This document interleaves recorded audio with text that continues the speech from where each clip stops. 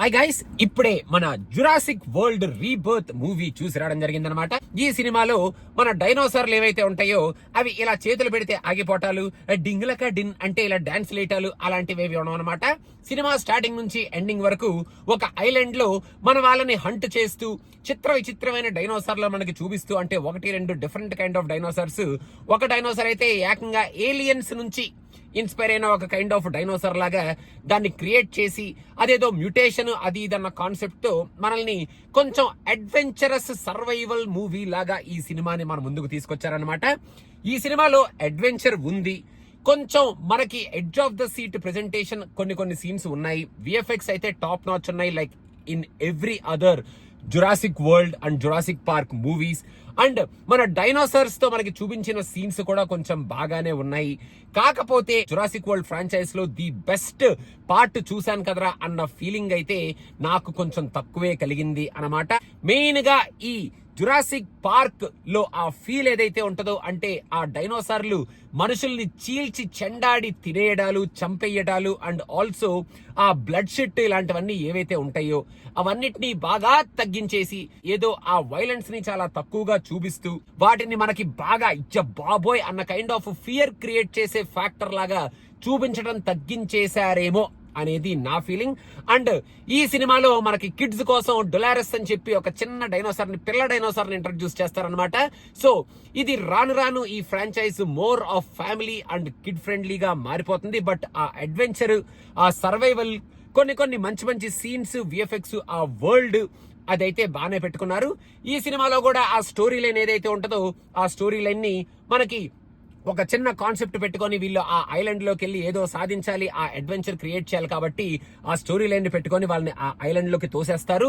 Ocean లో వచ్చే ఆ సీన్ ఏదైతే ఉంటుందో ఆ సీన్ చాలా బాగుంది. ఈ సినిమాలో లాస్ట్ క్లైమాక్స్ లో వచ్చే ఆ డైనోసార్ సీన్స్ ఒక సూపర్ రష్ క్రియేట్ చేసినాయని నాకైతే అనిపించలేదు. మధ్యలో 1-2 చోట్ల వచ్చే సీన్స్ కొంచెం మనకి ఆ edge of the seat feeling, కొంచెం ఆ ఫియర్ ఫ్యాక్టర్ క్రియేట్ చేస్తాయి. అండ్ ఓవరాల్ గా మనం జురాసిక్ పార్క్ మూవీ చూసేటప్పుడు వాళ్ళు జురాసిక్ పార్క్ లో జీప్ లో కూర్చొని ఉంటే, మన జురాసిక్ పార్క్ లో డైనోసార్ వస్తున్నప్పుడు వాటర్ షేక్ అవడం, ఆ స్టాంప్ పడుతున్నప్పుడల్లా ఆ భూమి కంపించడం, అసలు ఇలాంటి సీన్స్ ఈ సినిమాలో లేవు బాబు. అండ్ ఆ థంపింగ్ అడ్రినలిన్ రష్ ఏదైతే ఉందో అది సినిమాలో నాకు తక్కువగానే అనిపించింది. మన స్కార్లెట్ జాన్సన్ కానీ, మన రూపర్ట్ కానీ అండ్ మార్షాలా ఆలీ వీళ్ళందరి పర్ఫార్మెన్స్లు బాగానే ఉన్నాయి. ఆ డైనోసార్లు వెంబడి పడుతున్నట్టు వీళ్ళు యాక్ట్ చేస్తూ పరిగెడుతూ బాగానే మనకి చూపించారు.